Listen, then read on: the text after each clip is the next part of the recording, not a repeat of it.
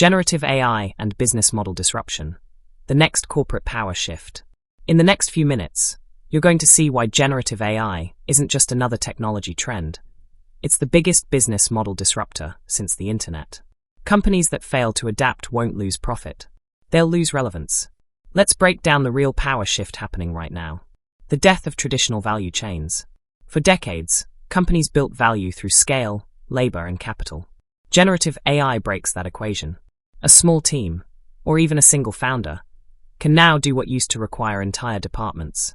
Strategy, automated. Creative work, augmented. Execution, accelerated. This means the old competitive advantages collapse, and new ones emerge overnight. Generative AI as a business model engine. Generative AI doesn't just optimize products. It creates new products, new services, new revenue streams. Examples: legal AI replacing billable hours with AI-powered legal subscriptions. AI in consulting shifting from hourly strategy to AI-generated strategy dashboards.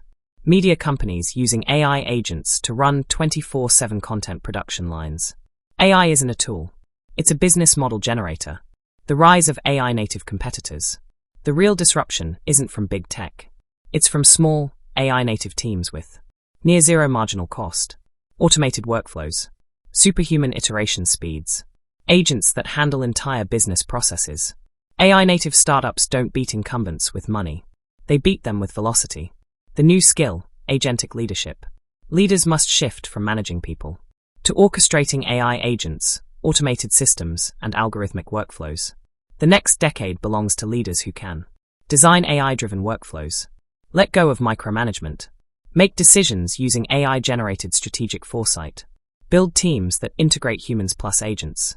This is the new leadership operating system. What businesses must do now?